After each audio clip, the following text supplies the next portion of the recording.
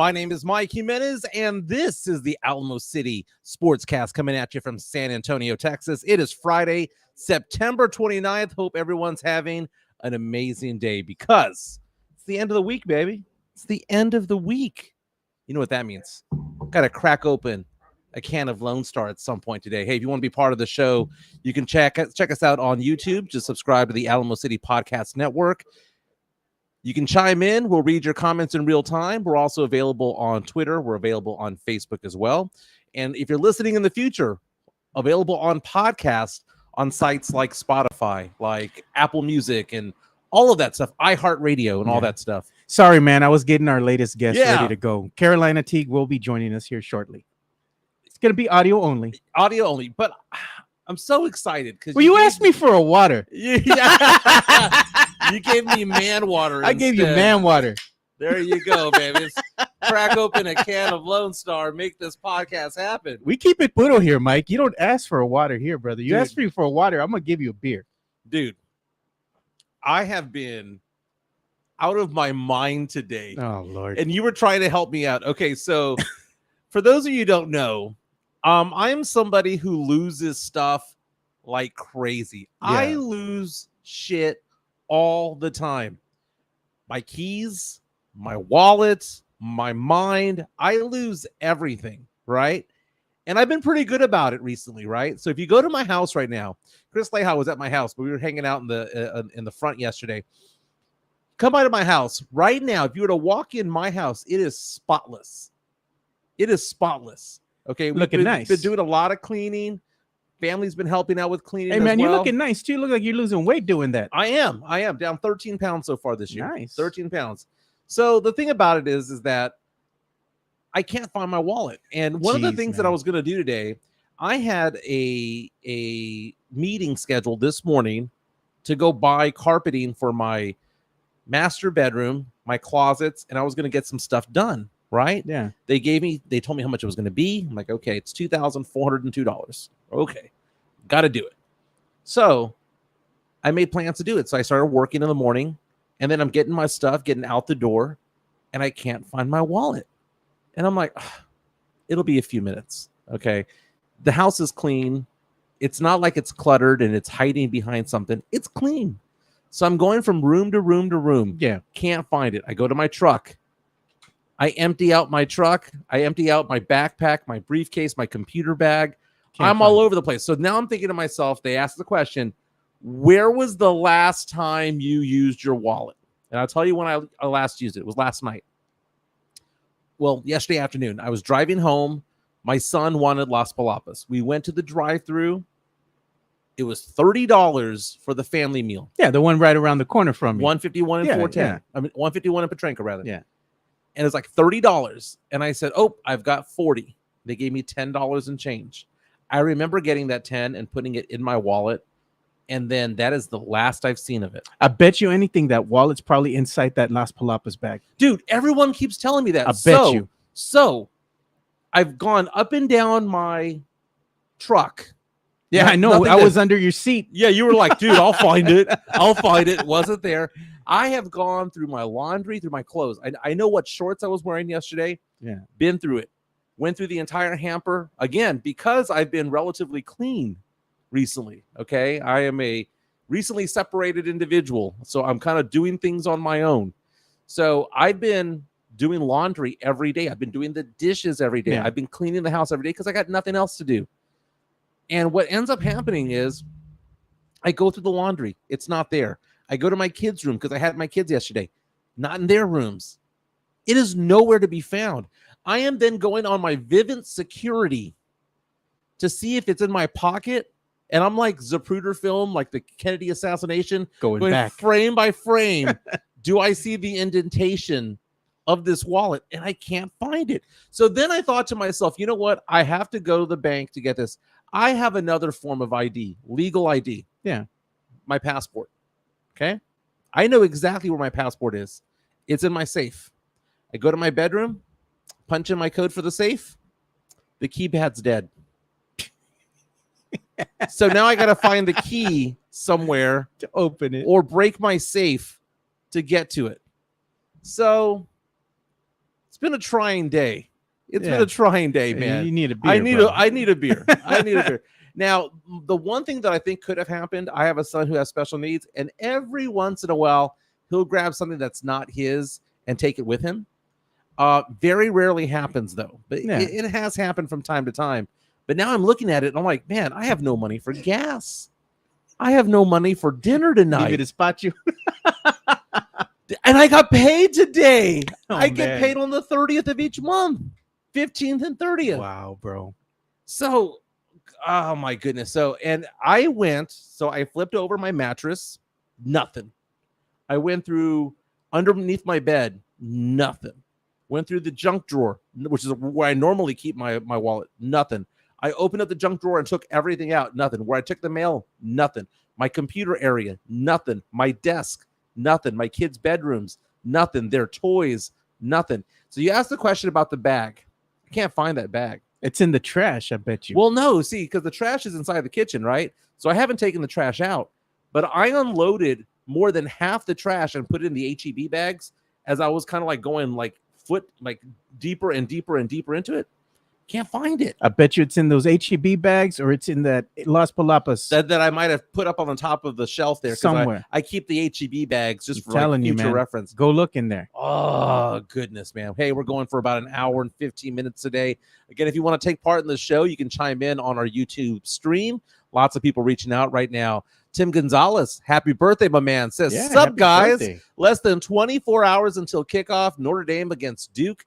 Let's go, Duke Blue Devils. Hey, that's a great game right there, man. You know, both of them nationally ranked. Duke, I think, is like number 17 or 18 right now. Very, very cool. That's typically a basketball school. Weird thing about Duke, though, I work a lot in North Carolina because one of the companies that I do a lot of business with is headquartered in Greensboro, North Carolina, which is maybe about an hour and 15, hour and a half away from Durham and Chapel Hill, which is where UNC and Duke are. Yeah. And I talk to people over there, a lot of people who are residents over there. Dude, no one there likes Duke. Really? It's like in the rankings of like fandom, number 1 is UNC, the Tar Heels. Yeah. Number 2 is NC State. Number 3 is like one of the HBCUs. Number 4 is like Wake Forest. And then it's Duke. Duke has a very bad rep in their own home state. Yeah. It's kind of interesting because people think of it as that's not where the locals go. Like everyone at Duke is transplant. You know, they're coming into the state to go study there. Hey, well, happy birthday to you, Tim Gonzalez. And something weird happens when we click on your Twitter profile. Look at all those right, baby. balloons, man. I hope you have a great day, man. Thank you so much for supporting the show. We appreciate you, man. Textback Frank says, check your truck again. Use a flashlight. Well, I mean, we were back there. There's not much. I mean, it's just it's not a big truck. Yeah. You know, I'm not hauling a diesel, baby. I'm not doing a 350. It's just a Toyota Tacoma, baby. We looked in between the seats and everything. There was nothing there. Armrest, nothing. Everything. There's just nothing there. And it would have been one thing if I hadn't used it like in the last 2 or 3 days. But then I thought about it. We went to Las Palapas last night and I paid with cash. Man, Tex-Mex Frank, dude. I like this one. Mike has no money. Where will the barbecue plate sale be so we can get some petty up for food and beer? Dude, I have about 140 miles of gas left in my truck, and I can't even open my safe. Oh, man. Okay. In my safe, I have a ton of silver in there, right? It just is what it is. I like silver. And I like gold. That one guy from Austin Powers. Yeah. So, you know, the thing is, Chris Leja reaches out to us, says, hey, puro pinche diesel truck gang. He does have a diesel, but again, he's in the line of business to necessitate. No, mames, Chris Leja, your damn diesel truck is broken right now, bro. He had all those check engine lights and everything on there, brother. Tim reaches out and says, Duke fans are all over the place. All over the place, but not in North Carolina, which is where they're from. Kind of interesting. We have a lot to get into today. Week 4 of the NFL gets going. It actually started yesterday. The Detroit Lions beat the Packers at Lambeau 34-20. Jared Goff looking pretty good. David Montgomery, 3 touchdowns. We're going to take a look at the Dallas Cowboys because the Cowboys take on Belichick hoodie coming to town, taking on the 1-2 Patriots after the Cowboys somehow fumbled the bag against the Arizona Cardinals. I knew that was going to happen. I knew that was going to happen. Locked on Spurs, Jeff Garcia says, and I get called money bags? Bro. Jimenez talking about having a safe, owning silver, and getting paid. Dude, an ounce of silver is $22, dude. Okay? If you own 50 ounces of silver, that's like $1,000. It's not like it's a lot of money. I wonder how many pieces of silver it would cost us to order the steak that Jeff Garcia ordered through Uber Eats that came on the silver platter. $20 an ounce, probably 4 or 5. 4 or 5 pieces of silver. There you go. And then he had a tip one. Oh, yeah. Half a piece of silver for that. Yeah. I one time bought myself a gold bar, but it's not like when you think of gold bar, you think of like those big behemoth. No, we're talking these. It's like the size of your like fingernail. Okay. You know, it's a 1 ounce gold bar. I one time had it. I sold it recently to get my wife a gift one time. So there it is. Other sports to get into. Apparently, the USFL and XFL are merging. Is this a big deal or no? We're going to get into the Astros because the Astros se lo cagaron. What should they do? Should they cheer for the Rangers to win the division? Or should they cheer for the Mariners to beat the Rangers so that the Astros have an outside chance of winning the division? Where are you as an Astros fan when it comes to all of that? Speaking of week 4 of the NFL, Sunday Night Football, Kansas City Chiefs against the New York Jets, MetLife, outside of New York City. There's going to be a special guest out there. She's a future billionaire. Taylor Swift will be in attendance to check out her man, Travis Kelce. I want to talk about Travis Kelce's ex-girlfriends and how people are going after both the ex-girlfriend and Taylor Swift in the whole situation. Like, who gives a shit, dude? Dude, okay, you gave me so much shit about bringing up Taylor Swift all the time, and now, because of her, his jerseys are up 400% in sales. Not just because of her. Not just because of ratings for women watching those games. Oh, now they know who Travis Kelce is. They now know. Now they know. They now know. No, but just because of her, the sales for the jerseys, period, went up. The fan base went up. All because Taylor Swift came out of her busy schedule to watch one game. And you know what? And I agree with a lot of people that said this. That was a ballsy move by her. It was. Ballsy move by her. Because she knew that people would talk about it. Exactly. It's good for business. Well, I mean, was business bad? Hey, but it gets better. I mean, This is such a big deal for the NFL. The NFL on their social media. Should we get Carolina on now? You know what? Let's go ahead and get Carolina on. Let's get her on about that, because a lot of people have been giving me crap about this, because am I a Swiftie? I know a lot of her songs. I like a lot of her songs. I wouldn't call myself a Swiftie, however. Okay, I am a fan, but not a super fan when it comes to Taylor Swift. Okay, because she has she plays 44 songs on the Eras Tour concerts. I bet you that if I was to go to a concert, I would know half of them. All right, so I got her on now. Carolina Teague. Carolina. My sister in crime, CT, what's going on? Man, what's up, bro? How y'all doing today? Doing well. Normally we talk about the sports first, but we're going to talk about the pop culture and nostalgia first today. Yeah. Okay. We're talking Taylor Swift and Travis Kelce. Yes. Okay. Yeah. So this weekend, Sunday Night Football, Jets are hosting the Kansas City Chiefs, and there are reports out there that security measures are being put in place to handle Taylor Swift being in attendance over there. This would be the second straight Chiefs game that she would attend to cheer on her man, Travis Kelce, her alleged man, Travis Kelce. First of all, Carolina. He's a side piece, man. First of all, Carolina, what do you think of the pairing between the two? I really don't give a damn. Come on. This is coming from Carolina. No. Let me just say, first of all, happy birthday to Gonzalez. He's cool. But, Joe, I've said this many times on the Alamo Sports Podcast. I'm not like a huge fan of Taylor Swift's music, but I know her. Hate is gonna hate. I'm not a hater. I can't relate. I can't relate to a lot of it. But she does have some good songs. I will say that. But I'm not like somebody who will go out of my way to purchase a ticket. Now, Beyonce, yes. Rihanna, yes.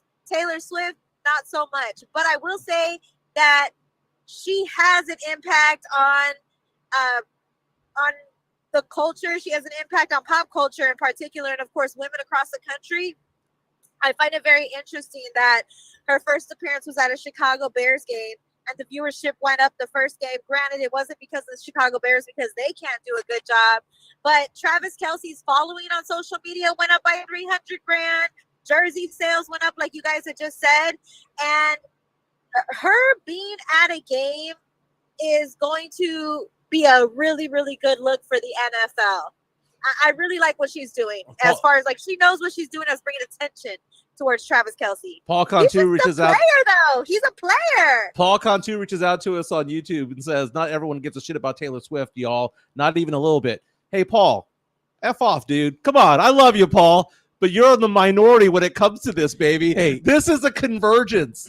Paul, I'm going to share a story with you. This is a convergence of sports and pop culture like we haven't seen in a long, long time. Not a lot of people gave a shit about Tony Parker and Eva Longoria, but it was all over the place too. Oh, when he found out that he was cheating. Eva found out he was cheating on her. That story made big news, dude. But the interesting thing about all this is what the interesting thing about it is that it's not so much that it's the dynamic. Like, I give a shit about who Taylor Swift is dating. Okay, because I don't. Yeah, but what I find interesting, though, is that the NFL is benefiting from this by having more eyes on it. Yeah. And what's weird about it is that you have a lot of fans. Carolina Teague mentioned Beyonce, mentioned Rihanna. And oftentimes the Beehive and Rihanna's fans and all them, they will sometimes kind of have a say, if you will, as to who this person's dating, in the sense that they give a thumbs up or a thumbs down. Yeah. I remember when Katy Perry was dating and then eventually married Russell Brand, a lot of her fans were like, what?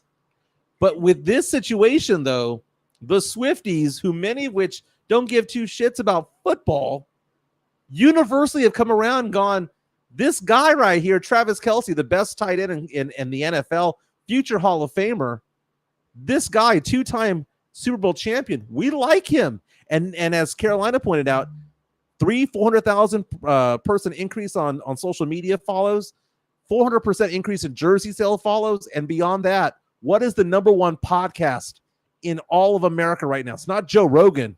No, It's Travis and Jason Kelsey's podcast. So this is something beyond sports. It's beyond Taylor Swift. It's the fact that she's blowing him up bigger than what he already was. Yeah. And the funny story was, I saw this about maybe a week ago, and it was the one person that we all don't like, Stephen A. Smith. And I just winded up coming across this clip of him, and he's talking about having to buy like 10 or 20 Taylor Swift tickets. Oh, I remember this one. Because his daughter hoodwinked him. Yeah. You know, they took 10 of their friends, right? So it was 10 of their friends that he had to buy tickets for, including himself. That's 20 grand right there, right? And he was like, man, I bought a ticket for myself. And he's like, let me go check this thing out. And then he was like, that concert was off the chain, man. He's like, that was the best concert I've ever seen. Yeah. And there's been a lot of comedians, a lot of podcasters who are really like, hey, we're alpha types. You go to the concerts and go, that's amazing. Jonathan C. reaches out to us on YouTube saying, I'm interested in seeing the TV numbers for the women's demographic viewing this upcoming Chiefs game. The big thing about this, Carolina, that I want to piggyback off Jonathan's comment is the fact that it's not like she like the guy that she's dating plays for the Indianapolis Colts, right? Doesn't play for the Saints or the Atlanta Falcons. Plays for arguably the most watched team outside of Dallas, the Kansas City Chiefs, the Super Bowl champions. Look at this comment right here, bro. Yeah. There is, I do want to say this, you know, you do have a point, because if Taylor Swift is going to date somebody, it's going to have to be a Super Bowl champion. This is Taylor Swift we're talking about. She's not a regular girl off the streets. This is a Grammy award-winning, multi-platinum selling artist, and she's a global phenomenon all over the place. So, you know, kind of like Rihanna, back in the day, NBA player slid into her DM, and her response to him was, hit me up when you're an all-star. Rihanna's not going to date a regular basketball player. She's going to date an all-star. Yeah. Taylor Swift's not going to date a regular football player. She's going to date an NFL champion. So it's a good look. And not only do you guys see the potential with this, a lot of people who are business-minded also see the business opportunity potential that dating Taylor Swift could bring. Mark Cuban tweeted out that he has a lot of single men who would like to date Taylor Swift if she wanted to become or date somebody in the Dallas Mavericks. And Travis Kelsey responded to Mark Cuban and said, sign me up to a 10-day contract. So he's claiming his territory with Taylor Swift, but even Mark Cuban sees the potential of dating of a Dallas Maverick dating Taylor Swift. And I've actually thought about this, you know, because back in the day, Dennis Rodman dated Madonna, who's a huge superstar when he played for San Antonio Spurs. I need a Spurs player. I've thought about this. I would love for a Spurs player to date a superstar. And that would bring a lot of eyeballs to the San Antonio Spurs organization. Small market, but big time potential if they can pull a pop star. So I'm hoping that I mean, I don't really care who people date, but at the same time, it would be a really good look for the city of San Antonio if one of the basketball players for the San Antonio Spurs were to date a pop star. Hey, you said something that was interesting, Carolina. You said, even you, Mike, she's only going to want to date somebody who's already achieved something. My thing would be, if you didn't want me when I was nothing, why do you want me now if I become something? Oh, no, because she's already belong to the streets. No, she's already somebody. By the way, real fast, Carolina, what hit Rihanna song did Taylor Swift write, and Rihanna didn't know that she was the writer? Ooh, I don't know. That's a good question. Bitch Better Have My Money. Is it that one? No, it was This Is What You Came For with Calvin Harris. Wow. Was written by Taylor Swift. Taylor Swift used a fake name in presenting the song to her. And then later on, after the song was released, it became a hit. It was revealed that Taylor Swift was the actual person who wrote that song. That's cool. Real fast. And we're going to jump off this conversation piece because I find it interesting, but not everybody does. But to piggyback off of what Joe said about why isn't she dating some scrub? You know, she's dating a future Hall of Famer. Well, first of all, they're the same age, okay, because they're in their early to mid 30s. But I had so many people who I saw post things on Facebook, on TikTok, or on Twitter, asking the question, why would he date her as opposed to the other women that he had been dating? Because most of the women he had been dating leading up to this have been very beautiful African American women. Okay. But a couple of them were TV news reporter types, sportscaster types. A couple of them were also Instagram thoughts. Okay. Okay. But you know that story, that game, F, Marry, Kill, fuck, marry, kill. Yeah. He's done the F part. Maybe he's just looking for the marry part, because look at it. He could go after some thought on Instagram, which, by the way, Carolina, educate the people. What does thought stand for? That hoe over there. There you go. That hoe over there could take him for half his money, or he could hook up with an attractive woman who happens to be a billionaire, a self-made billionaire. I like this comment right here from Jonathan C. He says, thoughts and prayers. Claudio Cavazos wants Wemby to date Doja Cat. Oh, man. She crazy, bro. This is what I have to say, because I have to speak from a woman's perspective, too. Somebody like Taylor Swift, they can't just date a regular scrub off the street, because they need to be careful. There's a lot of men out there that are clout chasers, and they just want to be attached to your name so they can build a brand for themselves and get popularity and make money on their end just by their attachment to you as a boyfriend or as a spouse or something of that nature. The perfect example is Tristan Thompson and Khloe Kardashian. You can see his dating history and how he's a cheater, but he's not necessarily one of the top NBA players in the league, but his attachment to Khloe Kardashian has brought him a lot of attention, and he cheats on her all the time. And when he cheats on her with women who look nothing like her, but she is a superstar. And it's said to believe, and a lot of women can get kind of gather with the way that he cheats on her and who he cheats on her with. She's not really his type, but at the same time, she brings him something that these other women can't, which is attention and popularity, which is something that a lot of men who don't have a lot going for themselves tend to do. That's why it's important for women who do have a name for themselves. They get with somebody who already is established and have their finances together and have their career together, because they've already seen the other side of the coin. And the only reason why they would date somebody like a Taylor Swift or like a Rihanna or like a Beyonce is because they're confident with themselves and they don't need anything. That is why you see Beyonce with a guy like Jay-Z, and their marriage has had longevity. That is why you see Rihanna with A$AP Rocky, and hopefully this Taylor Swift and Travis Kelce thing could last a long time, but only time will tell. Tex-Mex Frank reaches out. Híjole, we're talking about who players date. Rename this to the Chismosa segment. Very nice, very nice. But you know what? As we wrap things up on this conversation, we could name it the Chismosa segment. And anybody who would like to sponsor the Chismosa segment, please reach out to us. We'll be happy to sponsor that. Taylor's exes include Taylor Lautner, you remember him from Twilight, Harry Styles, Joe Jonas, John Mayer, Corey Monteith, and then also Tom Hiddleston, who's Loki. Yeah.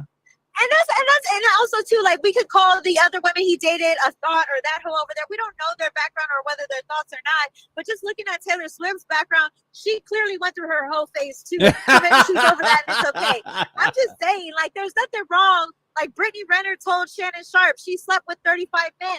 Some men don't care, and that's okay. Okay. You're ready to settle down, you're ready to settle down. I was going to mention Brittany Renner towards the end of the show, but you've dovetailed into it. Okay, so Brittany Renner, who is an Instagram, what do they call them? They call them a model, Instagram model, influencer, things like that.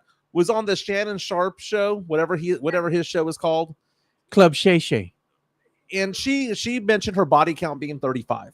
And he gave a look like he was appalled. And I'm thinking to myself, his count is about to be 36. His body count's probably 500. So come on, Shannon. Calm the F down. What's his body count? Exactly. Yeah. Bro, exactly. Come on, man. Like the athletes that he's been around his entire life probably have body counts 5-10 times greater than hers. So, you know, I hate that shaming that goes on when it comes to it. It is what it is.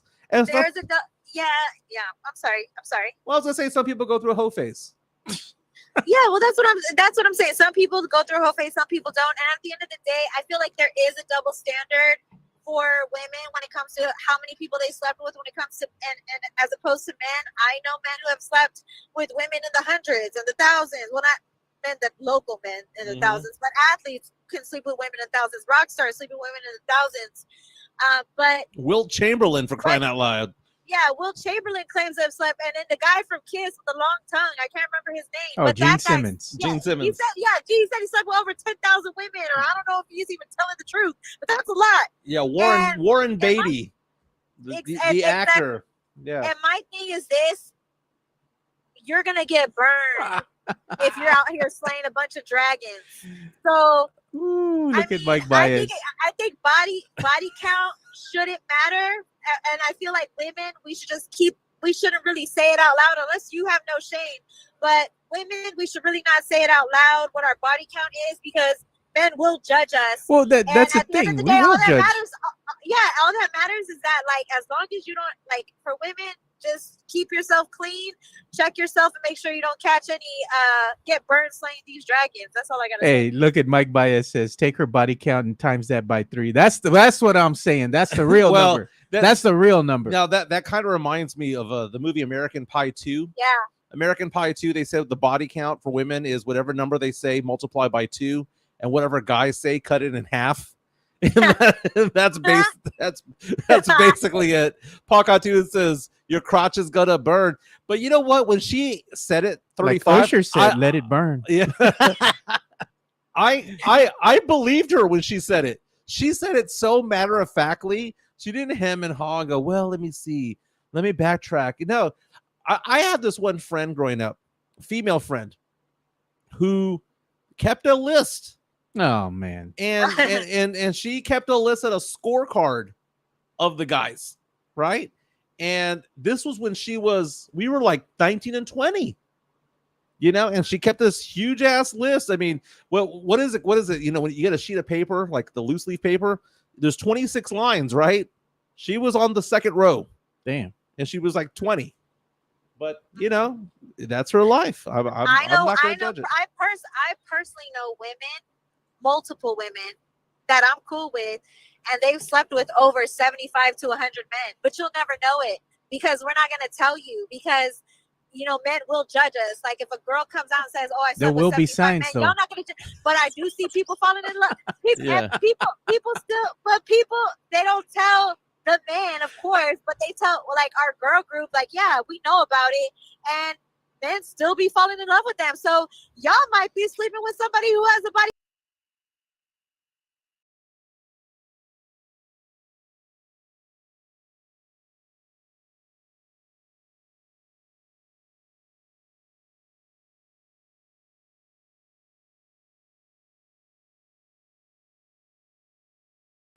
There will be signs. It's called the hot dog through the highway, through the hallway, rather. It's like that. This is going in way too easy. I have opened up my second can of Lone Star. So Lone Star Light, bro. You got to watch the figure, you know. And the Mike's looking pretty good right now. You know, I don't want to mess his game up right now. Well, no, because my calories for lunch is only like 200 at this point, because I can't find my damn wallet and can't go to Firehouse Subs like I want to. We might have to bring up the QR code again, man, to go ahead and have the buy me a beer. Buy me a beer.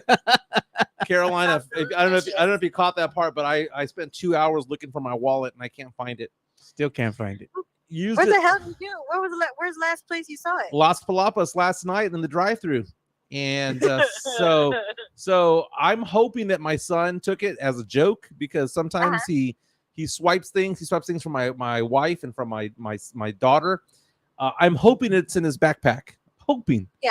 But I have gone through the trash can. My house is clean. Like, my house has not been this clean forever. So it's not like it's cluttered. It's kind of weird.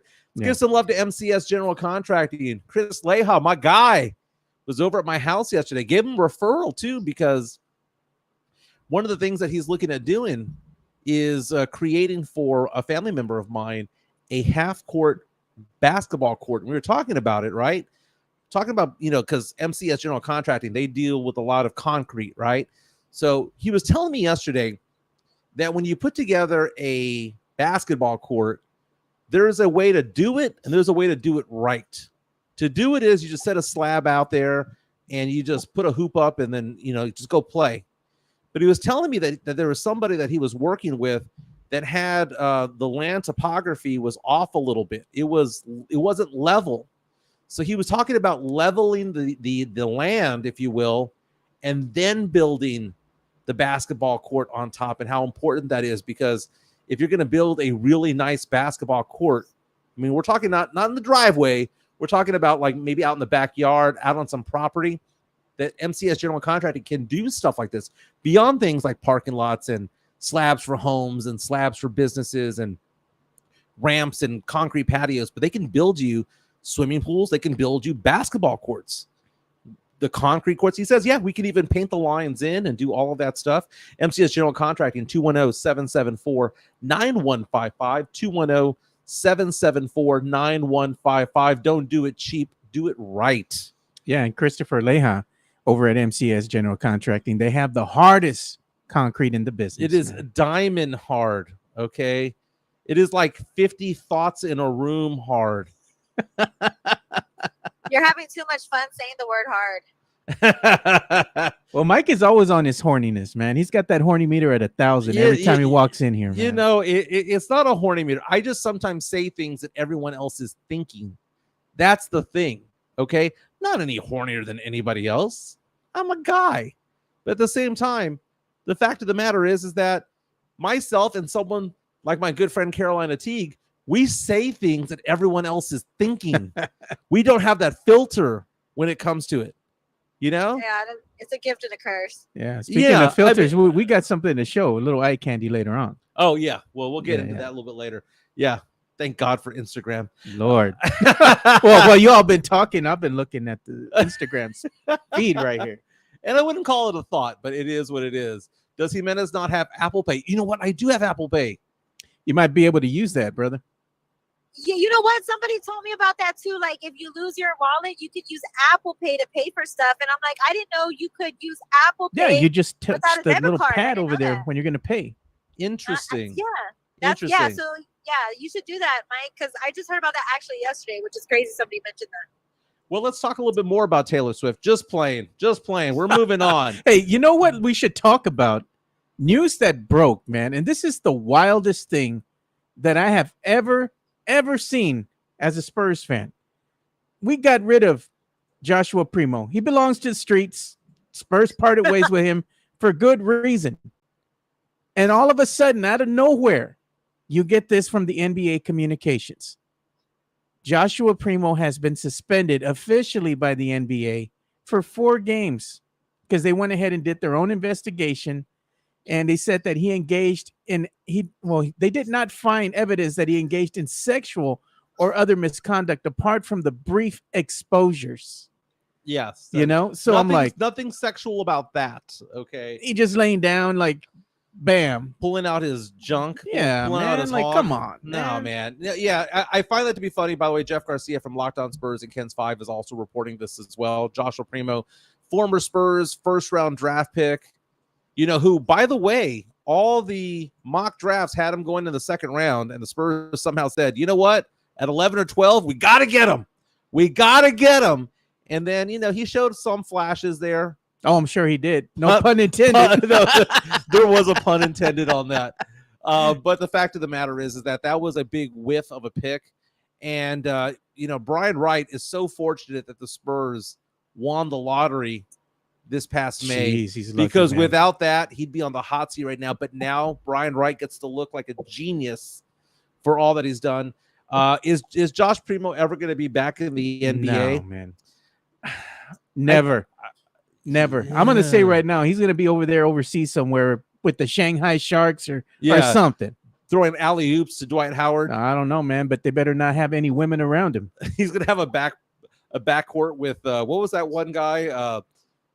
Is it Morrison? What's that one guy that was that at the porn stash? Yeah. Yeah, it was Van Morrison or something like that. The Van Morrison's from the 70s, by the way. Yeah. Hey, let's talk about the biggest game of the weekend. Week 4 of the NFL. Again, week 4 got going last night. Lions went to Lambeau, beat up on the Packers. We're up 27-3 at halftime. Packers made it a game down the stretch, but Lions pulled away, won 34-20. The biggest game this weekend, though, that I am most intrigued by is noon on CBS, talking about the 0-3 Denver Broncos taking on the 0-3 Chicago Bears, also known as the Toilet Bowl. I'm sure Carolina's going to be watching that with great interest. Carolina, who you got in this game? Did you just call him to toilet bowl? Shut the fuck up. I don't care if you hate the Bears. That's what you get. The fucking Broncos bamboozled your ass. You listened to their media. You got all excited. You know what pisses me off is that the Broncos just lost by 50 points against the Dolphins last week. 70-20. Just embarrassing. And the Bears are still not favored to win that game.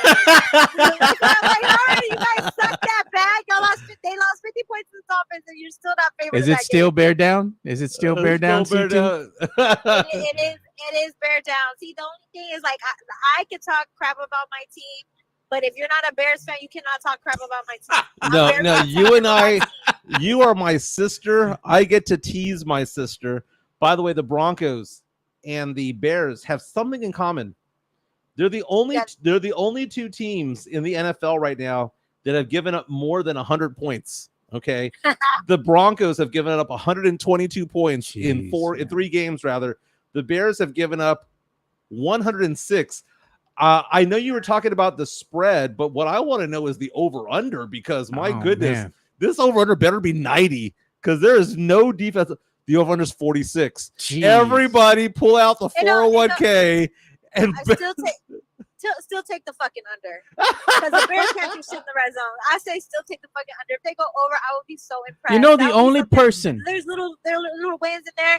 Let me just say this: the Bears are the only team in the NFL history to never have a quarterback to have a 4,000 passing yard season, because our offense sucks that bad. Don't expect me to take the over ever, hardly, unless. And the Bears defense, by the way, I know you said they allowed a lot of points, so maybe something can happen, but something tells me they're going to botch it. And in the past 13 games, the Chicago Bears have not had a game where they've let up less than 25 points. So the defense sucks, but they fired their DC Allen Williams because of something that hasn't been disclosed yet. So, we'll see what happens. There's only one person that can save this poverty-ass franchise of the Bears. That is the Chicago Bears. It's Sean Payton. No. It's Jay Cutler. There you go. Trot his ass back out there with the cigarette in his mouth. Yeah, let him chain smoke out there. Dude, I swear that guy was on a time machine from the late 60s. His issue was he didn't have any protection. He was the most sacked quarterback in the NFL because his offensive line sucked. And I feel like he's been dragged unnecessarily for his performances, but really the truth of the matter is he didn't really have a good offensive line. And for Justin Fields, he might have to pull a Jay Cutler where he just starts slinging the ball, because Luke Getsy, as the offensive coordinator, doesn't know what he's doing. So, and calling the right plays and being able to utilize Justin Fields the way that he's known for being for his strengths. Yeah. And it's just been an unfortunate situation, a dumpster fire, if you will, for the Chicago Bears. So I'm not looking forward to the game against the Broncos, but I have to watch it. The biggest fumble of Jay Cutler's life, though, was Kristen Cavallari. Oh, no, I think he did the right thing, bro. He did the right thing. He got rid of her crazy ass. She just wanted to use his money. He's like, no, girl, you got to go. She was so fine. Cut her off. So fine. Hey, don't forget to follow Jeff Garcia from Locked On Spurs and Ken's 5. I follow on Spotify. You know, Jeff and I did a podcast for Locked On Spurs last week, where we were talking about the one NBA player, one Spurs player that might come out of nowhere and have a sleeper season. Josh Primo. There you go. He's gonna have to miss the first 4 games. So mine was Julian Champagny, by the way. Okay. And what's interesting about the Locked On Spurs podcast is that it's also now on YouTube as well. So you can follow and subscribe on YouTube. I subscribe on Spotify personally, but a lot of these podcasts appear on kens5.com. So he was telling me the other day, he goes, dude, we're on kens5.com right now. So very, very cool. Don't forget to follow, subscribe, Jeff Garcia from Locked On Spurs. Jeff G Spurs Zone on Twitter, or the way the cool kids call it, X. He's also on Threads. I don't think anyone else is anymore. No. Yeah, Threads, RIP Threads. It was a fun 2 weeks. Talking to Carolina Teague. CT, let's talk about the Dallas Cowboys, because Cowboys are 6.5-point favorites this weekend. 325 on Fox, taking on the New England Patriots. Couple of things I want to talk about when it comes to this. Okay, one is involving the game itself and whether or not Cowboy fans should be worried about what happened last week, losing 28-16 to the Cardinals. Cardinals ran up and down. Some dude named Josh Dobbs looked like a Pro Bowler against that defense. You know, they didn't even have his name added to the kiosk. He couldn't even buy his own fucking jersey. Yeah, I saw that. And then I see this stat from the Dallas Morning News that says 3 games into the season, none of the wide receivers for the Cowboys has a touchdown reception. I wonder whose fault that is. So right now, should Cowboy fans, Carolina, be worried about last week's game, or should they look at it as though, you know what, every year even the good teams lose to bad teams from time to time? Yeah, I wouldn't be worried just yet. They've had flashes of greatness with their defense, and offensively, there's struggles, but they do have a really good, solid squad for the most part. So I wouldn't be necessarily too worried about it. And honestly, I'm going to be really, really honest with you. I've been going through an NFL depression. So watching other teams win, I just don't like it. So as far as the Patriots are concerned, though, I do think they have a solid chance of beating them, to be honest with you. I think Zeke's going to have a good game. You know, that's an interesting point, because Ezekiel Elliott coming back. I wonder what the over-under is, because the over-under for Zeke a couple of weeks ago was 27 yards. Yeah. Okay. The last game, though, that he had 16 carries for 80 yards. I mean, it's a good game. Not bad. That's a by good Zeke game. standards. It's not bad. And right now, he's averaging 4.4 yards per carry. Just to kind of give you an idea, last year for the Cowboys, he was at 3.8. The year before that, 4.2. The year before that, 4.0. He also had a 4.1 down the stretch. So he's actually playing pretty decent right now. 28 rushes, 122 yards. Hasn't seen the end zone yet this year. Couple of things. First and foremost, Zeke being on the team, can he scout the Cowboys? Can he see certain things? And then, correct me if I'm wrong, but the Patriots signed a former Dallas Cowboy quarterback to basically round out the roster. And it's one of those things where they signed Will Grier, who was in the Cowboys camp and who just balled out the last preseason game. They signed him. The thinking is that maybe you use these two guys, Will Grier and Dak Prescott, and Zeke Elliott, and go, can you give us any indication of what's going on? Oh, give us the hand signs, the little cues and all that. Yeah. Omaha. Yeah. I'm sure they're going to go ahead. I'm sure Zeke is over there singing, you know. What do y'all want to know? I'll tell you everything. I'm sure. First of all, I think this would probably be a good revenge game for Ezekiel if he does come out, because me personally, just knowing the way that Mike McCarthy coached in the past and the way he coached during his tenure with the Cowboys, I feel like, and I know a lot of people disagree with me, but I don't think Ezekiel Elliott was utilized the way he should be utilized. That's why you're seeing him play a little bit better this season, as for now. But he's still booty crumbs. I don't think he's booty crumbs. I don't think he's worth the money that he was paid for the Dallas Cowboys. But I do think that this will be a revenge game for him if he does come out. And as far as like singing, all the secrets to the Patriots, I'm sure he definitely did that along with Will Grier. However, I'm pretty sure the Cowboys are aware of that, so they're coming up with an alternate game plan. No, but the problem with the Cowboys, though, and this is a big concern, they've been into the red zone I don't know how many times already over the course of the last couple games. They cannot score when they're in the red zone. When you're in the red zone and you're not having a great game, you need to be able to score touchdowns in order to win these close games. The game that they had played against the Arizona Cardinals could have been a lot closer, and the Cowboys could have given themselves a chance to actually win Mhm. had they converted in the red zone, but they have not been able to do that. Got picked off. It got picked off, came back It the got other picked way. off. And you know what? That's Yeah. not a surprise. Dak was going to do that. I already know who he Dude, is. We know who he is. Dude, there was a Was that photo. and that was a call by Mike McCarthy, though. That wasn't an audible by Dak, right? Right, Oh, my but God. there was a photo I saw on Twitter that showed what it looked like from an aerial perspective of where he threw the ball.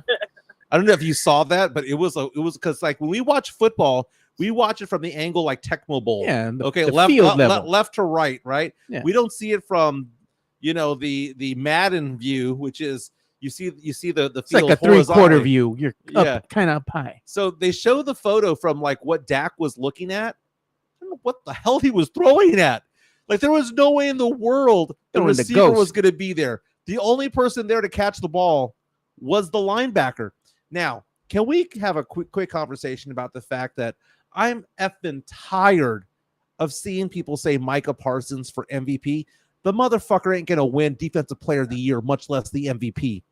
TJ Watt. If you want to have a conversation about a defensive player who's going to win the MVP, maybe TJ Watt, because TJ Watt with his 6 sacks in 3 games, and oh, by the way, a fumble return for a touchdown and 2 forced fumbles.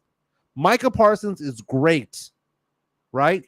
But he is not even the best defensive player in the NFL. He's top 3. He is top 3. I would love to have him on my team. The fact that the Cowboys backed into him is amazing because they wanted Surtain, they wanted Patrick Surtain, they wanted J.C. Horn. Those 2 guys were taken first above them. They said, okay, we'll get Micah Parsons. Great pick, great player, one of the best defensive players out there. But Cowboy fans, back the F up, man. Go watch TJ Watt play. Well, I mean, you got a point. Men like women like numbers don't. If he's recording that many sacks and having a good defensive year and that continues, then yeah, of course TJ Watt would be at the top. So sometimes, I love the Cowboys, don't get me wrong. I don't have a problem with them. They're one of because I have my main chick team, which is the Bears, and I have my side chicks. Cowboys are one of my side chick teams. And, sometimes Cowboys fans have rose-colored glasses on, and they cannot say anything bad about their team, or they're like really like blowhards for their team, and they can't see any specific player that could be potentially better. So Micah Parsons is a great defensive player, and any team would be lucky to have him. But if TJ Watt's numbers are that great, then yes, he probably will win a defensive player of the year if he keeps up that momentum. Yeah, TJ Watt, 3 sacks and 2 forced fumbles in the first game of the season. Had a sack in the second game, 2 sacks in the third, and a touchdown. The guy is brilliant. His brother, JJ Watt, came out and said, you all know that my brother's the best, right? You all know this, right? Go on to Twitter, see what JJ was saying. He was like, I know you talk about other players, but it's my brother who's the best one. Absolutely amazing. Mario Cavazos reaches out and says, Zeke Elliott, not doing shit this weekend. John C. coming out saying Cowboys will never win with Dak as the quarterback. Says, preach, Jimenez. Cowboys slurpers need to chill. That's the thing. Mario Cavazos, TJ Watt can't play linebacker. And I mean, Cam loves TJ Watt. He's been able to help the Steelers be successful. So my son Cam's a huge Steelers fan, and TJ Watt's his favorite player, and he knows football. He's hey man, I gotta. He's a man right now. I gotta ask Jimenez a question, man, because we were making fun of you the other day on Monday because I'm like, you said, oh, I can't come in today. I'm like, okay, cool. We were making fun of you. He said Jimenez didn't show up because his freaking Saints shit the bed. Yeah, Derek Carr goes down late. My stupid Saints, dude. We're up 17-0 going into the fourth quarter. Derek Carr gets hurt. Jameis Winston starts playing catch with the AstroTurf, and they were shorthanded, man. They had a practice squad guy as their running back down the stretch with Jameis Winston. That was their backfield, and trying to get Taysom Hill involved. You know what? I got to do my thing, man. I got to go ahead and do you all dirty like this. And that includes you, Carolina. Let's play that. Bears and Astros.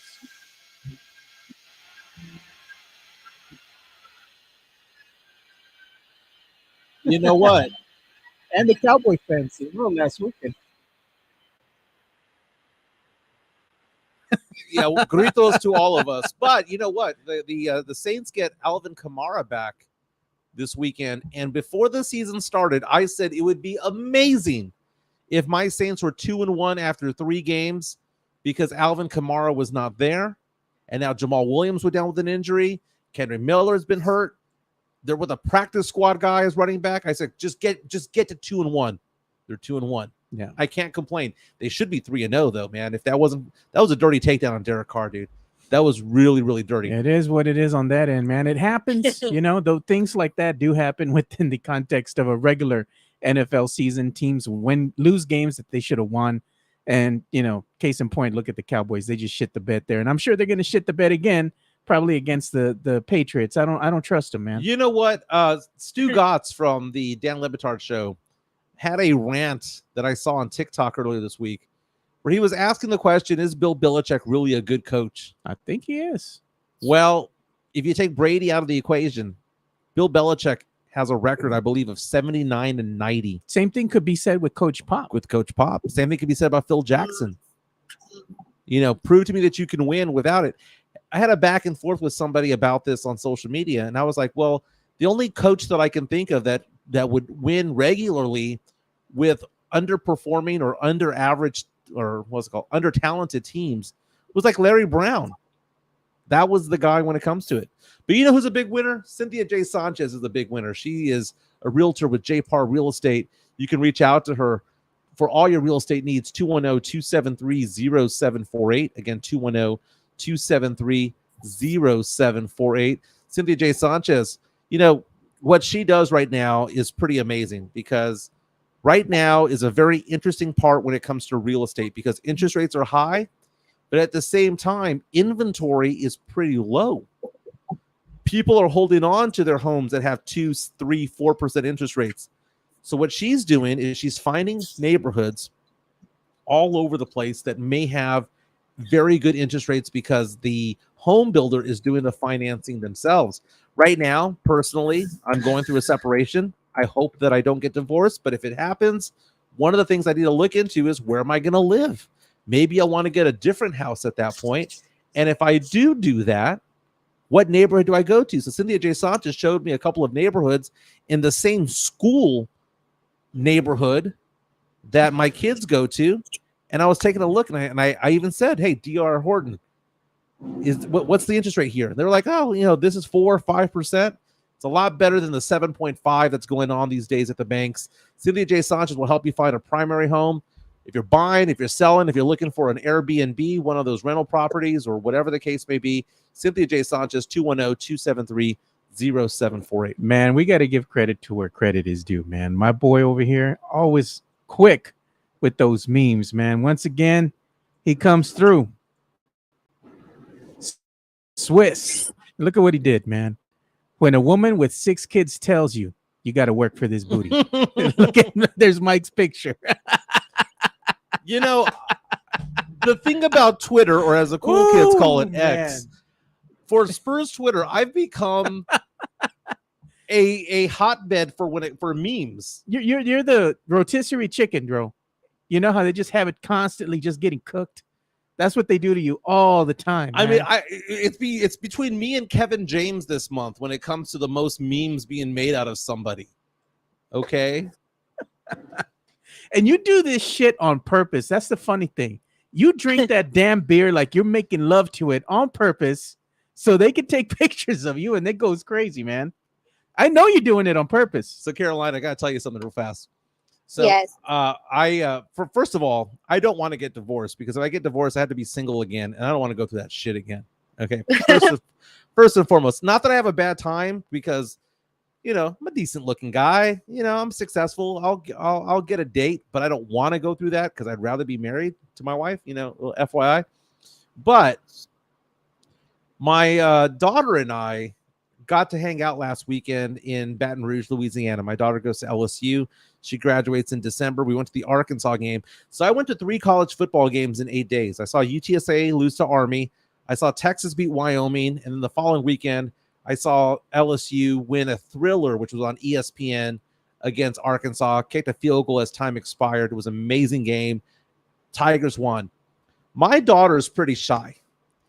And one of the things about it is that I didn't post all the photos that I have of my fun over there because, I just didn't want people to give me shit and wanted to make memes out of me when it comes to it all.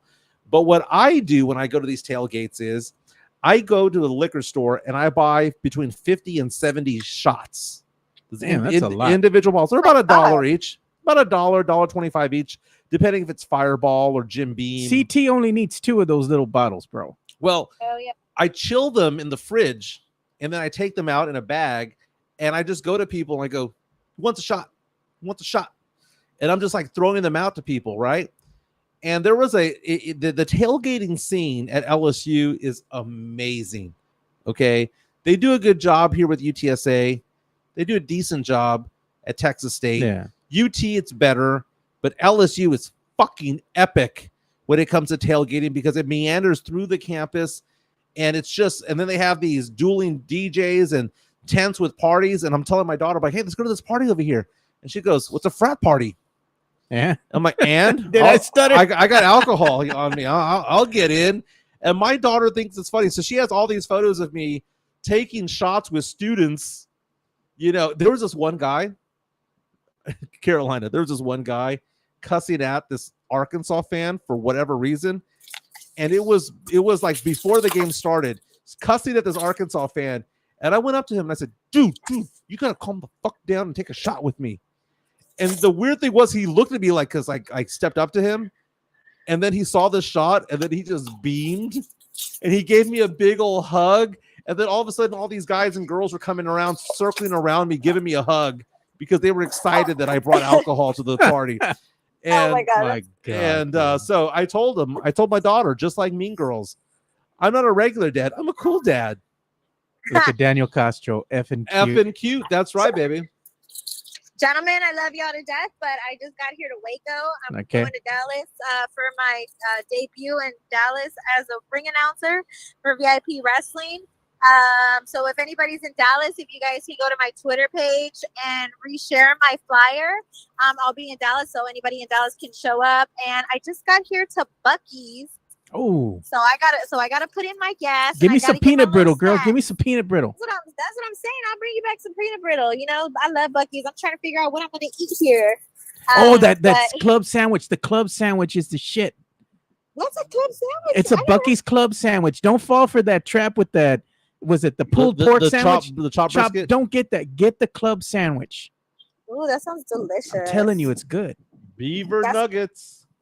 Yeah, I want beaver nuggets. And then you know what? Their barbecue's not that good, but I do like. I don't know. I kind of like their sausage wraps. They're kind of Lord, delicious. get some fudge. Get some fudge. The cookies are amazing over there. Oh, get some fudge. yeah. Fudge is good. Got a little bit of a buzz going on today, man. I got my second beer in. I'm Yeah. a cheap day today. Alcohol doesn't really get to me. It takes me a while. Hey, it's fun hanging out with CT when she gets drunk because she'll tell you when she's fucked up. Oh, CT seen me drunk. She was part of that one of the parties at the Super Bowl. Yeah. Have I ever been drunk around you? Yes, several times. And remember one time we're at the Mike Taylor barbecue and I saw you stumble a little bit and you looked at me straight in the eye and you came right up to me and looked at me and you go, "I'm fucked up." I'm like, "No shit." I've never seen CT fucked up. Yeah, I don't think Jimenez seen me fucked up. But Never. actually, I'm trying not to drink alcohol right now because I have a lot of wrestling shows that I'm doing lately. And when I drink alcohol, like it really like takes me back because I'm on a little fitness journey right now. Nice. So I'm trying to eat a little bit healthier, not drink alcohol, so I can, just be at my best version of myself. And I've been like taking care of my skin and stuff. So when I get to Dallas, I'm gonna get a little back massage and get a head massage, and it's gonna be a lot of fun. Hey, So Carolina, real fast before we let you go, there's some breaking news. Might need your comment on this. okay. Breaking news according to CNN. This was posted 11 minutes ago. An arrest has been made in Las Vegas in connection with the 1996 murder of rapper Tupac Shakur. No Wow. way. Who got arrested? Says the source who has knowledge to the investigation confirms that a man arrested Friday morning named Dwayne Keith Davis whose wife Henderson home was searched in July as part of the ongoing investigation to the shooting. It says Las Vegas Metro Police officials are planning to hold a press conference later today, to discuss what's going on. Shakur was shot and killed while leaving a boxing match on the Vegas Strip. His untimely death, the rapper was just 25 years old, has been the subject of conspiracy theories for more than 2 decades. Wow. I can't wait to hear what happened. I wonder if he's connected to Suge Knight, because I thought Suge Knight killed Tupac for the longest. I thought so too. I thought so too. But no, I'm gonna keep my eyes peeled for that, because I really want to know who killed Tupac. That's one of the big mysteries of our country, is who killed one of the greatest rappers of all time. And, like I said, I thought it was Suge Knight, and I think Snoop Dogg is a snitch. Hey, man, some of those movies Tupac did, man. Poetic Justice, Juice. Very good movies. Very good movies. All right, CT. That is Carolina Teague. Have a great time this weekend. Looking forward to following you and all of your success this weekend. Thank you. One last thing. My interview with two-time world champion and Olympic gold medalist Yordenis Ugas just came out on my YouTube channel, League of Our Own. Yesterday, I just posted it. He's fighting up against San Antonio's Mario Barrios this weekend. Nice. And we talked about his escape from Cuba. He escaped on a boat 6 different times and got recaptured, went to prison, made it to the United States. It was a really good conversation of how he endured that, and how that translates into his boxing career. So if you guys want to go ahead and check that out, it was a great interview. So subscribe to my YouTube channel, League of Our Own CT. We have my podcast every Monday. And if you can, share my flyer on my Twitter page. I'll be in Dallas tonight. If y'all are in Dallas, you're more than welcome to come out. I'll see you guys there. Very nice. We're showing Carolina right now on the feed right now. Carolina Teague, thank you so much, my sister. That's fun, man. She's doing a great time, doing a great job over there. She said this is her flyer that she has. That was for RCW, and this is the flyer that she's going to be doing the event on Friday, today. It's going to be Carolina Teague is setting the bar for the 9-year anniversary. So it's 2023. She's the 2023 ring announcer of the year. It's going to happen. This event's happening today at the Hamilton Theater at 5601 East Belknap Street. She's going to be in Alamo City, Texas. She works her ass off, Carolina Teague. Some love to Serenity Manor. Oh yeah, definitely Serenity Manor. They're kitty corner. It's a fine, dude. Serenity Manor is just one of those places where you just got to go check it out, man. It's kind of hard to explain. We've been trying to explain what Serenity Manor has been. We got to do karaoke night again, man. We do. They do it every other Thursday. It's on Old Town Helotes on 14405 Old Bandera Road. You just have to go check it out. It's a building that's over 100 years old. It's an events venue. People have weddings there and quinceañeras and, lots of different things going on over there. Corporate events, family reunions. It's a great, great place. But they also have a small bar there. And the bar has beer, wine, and margaritas. And it's open when those concerts are going on at Flores Country Store. You can kind of go to the concert, then go to Serenity Manor, go check it out. But the venue's the lights that they have in the back, man, it's nice. And especially if you're looking for a place to have a wedding reception. I mean, I'm taking a look right now at the weather according to my iPhone app. Check this out. A cool front's coming in next week. To be in the 70s. So today, the high today is 93, so it's still kind of summery, right? But Sunday it's going to get down to 89. Then there's chances of rain for Tuesday, Wednesday, and Thursday. But the high next Friday, 79. Oh, yes. That's great, man. Can finally go outside. And then you can go to these events that they have, these open air festivals that they have over there at Serenity Manor, 14405. Yeah, Market Day. There's the application right here. Yeah, so if you want to check out their market days, go to their website. And it's called Serenity Manor Social Events Venue. Just Google them, and you can find out when the next market day is going to be, how you can take part if you're a vendor. It's a very cool place, man. It's a chill place, but we'll have to do a karaoke night over there the next time they do it. I'll find out when that is, and we can make it happen. But again, 14405 Old Bandera Road in Helotes, 78023, Caddy Corner to Flores Country Store. All right, so the Astros, 3 games left in the season, right? Oh, let me have my fun. You're talking about the Astros. This goes out to you, Chris Leha. Wait.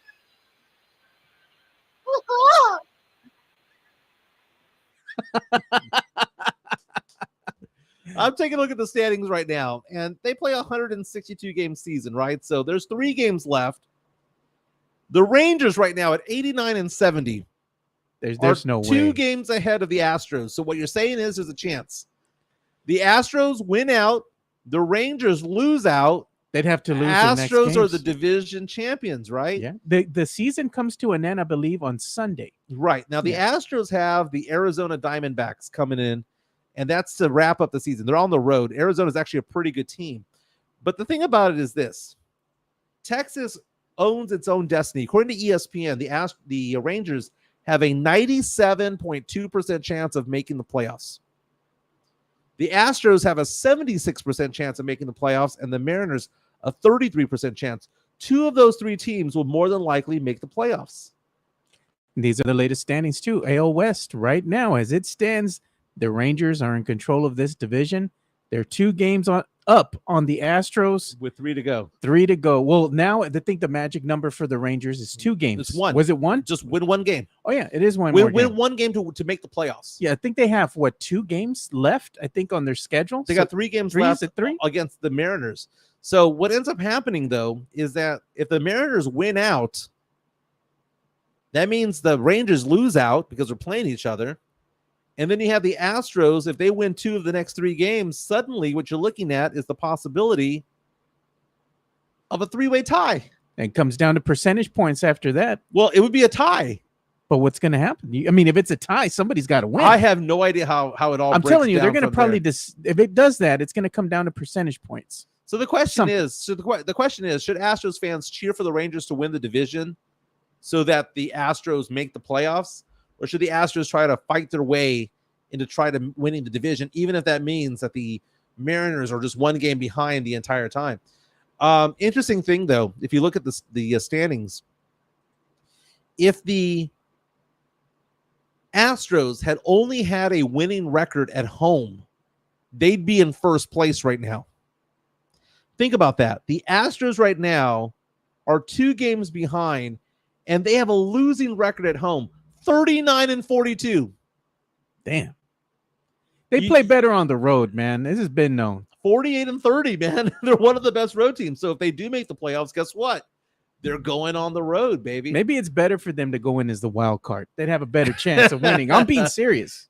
Dude, Minute Maid is a jinx for them. No, yeah. And it's a small field. It's not hard to hit a home run there. It isn't. Tell me about what's going on with the XFL, USFL. So they were saying that the XFL had lost something crazy, like was it $60 million or something like that? Because it's a shit product. I'm just like, oh man. So we got word, and I saw this. I'm going to be honest, man. I saw this first with Chris Leha because he had put it out there. I think he had tagged us in it. And he's like, oh, we're going to talk about that. Yes, we are going to talk about this. And he had tweeted this out, and it was by Adam Schefter. And it says that the USFL and the XFL have officially decided to go ahead and merge. Now, both leagues aren't great, and they both have TV deals. XFL has The Rock as the face of that league, which it helps. But at the end of the day, losing that amount of money is not good for business. And by them partnering up with the USFL, both of these leagues have lost money. So dude, it's kind of like 2 people drowning trying to hold on to each other.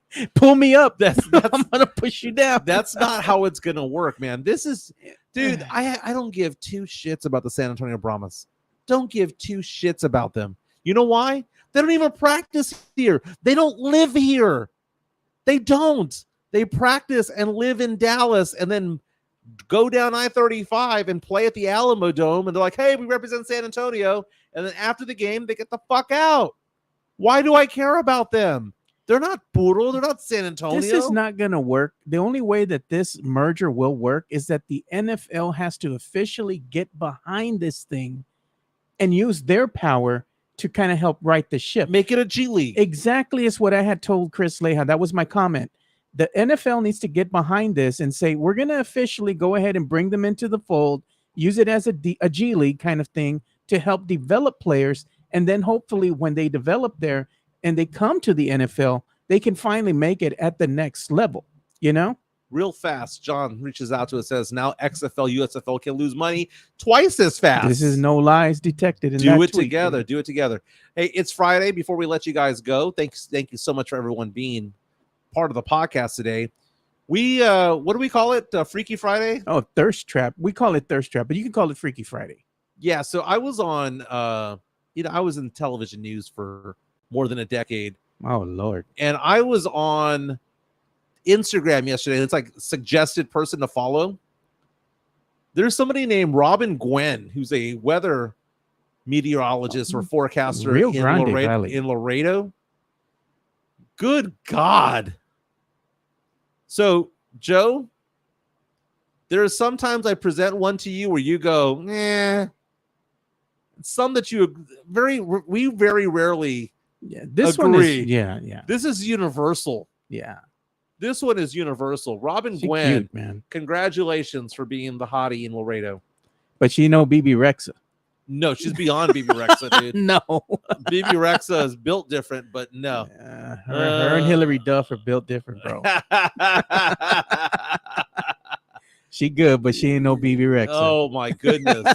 Like I just looked at my app and I was like, thank you, Instagram, for presenting this to me. They presented you a gift. They presented, yeah. So Robin Gwen, who I had never heard of up until yesterday, this Lone Star is for you.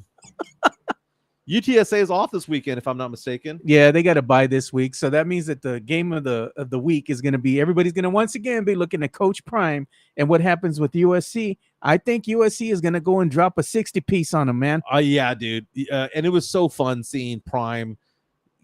Just backtrack a little bit.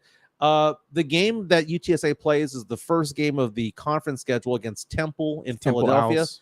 Lincoln Financial Field in Philadelphia. Guess what? I could have gotten a crap ton of passes to that game. But the people I asked didn't want to go to Philadelphia with me. So, you know why I would get a crap ton of passes? The photos I posted on social media last year, that I was inside the Lincoln Financial football stadium. Not only the stadium, I was inside the locker room with Jalen Hurts' locker. It's because Lincoln Financial happens to be one of my vendors. So I feel bad. I want to go to that game. I want to go. They're going to lose, though, probably. Well, Temple got their ass handed to them yesterday, at least the last time I saw. But very, very nice. Very, very nice. This has been fun. Cowboys again, 325, taking on the New England Patriots. Let's see what Zeke Elliott can do. I'm going to set the over-under as 50 yards. Okay. You want to make a little $5 bet on that? We'll make a little wager. Over-under. On what, the Patriots? No, on Zeke Elliott getting 50 yards. I'll go ahead and take the under. I'll take the over on that one. We'll do it at 50. Very, very cool. Media Day, according to David, is Monday for the Spurs. Yeah, that is true. Again, don't forget to follow Jeff Garcia from Locked On Spurs and Ken's 5. Again, you can follow him on kens5.com as well. Locked On Spurs, I subscribe on not only Twitter, but on YouTube. I subscribe on Spotify. You should as well. Very, very nice. A lot of people reaching out saying, dang, she's hot. No lies. Chris Gonzalez, swing for the weather girl. Dude, I'm sorry, man. I had no idea who this person was. It just popped up on my Instagram, and I was like, wait a minute. 10. She's cute. No lie, dude. She is cute. And she says she's been in the media for a decade, which means she has to at least be 30. So I don't feel like a dirty old man. In the range. 0.5+7 range right there. Yeah. To quote Billy Bob on Varsity Blues, she's a 10. She's a 10. Miss Davis, will you go to the prom with me? Everyone have a fantastic weekend. My name's Mike Jimenez. That's Joe Garcia. This is the Alamo City Sportscast coming at you from San Antonio, Texas. We'll be back on Monday. Peace. We'll see you boys later.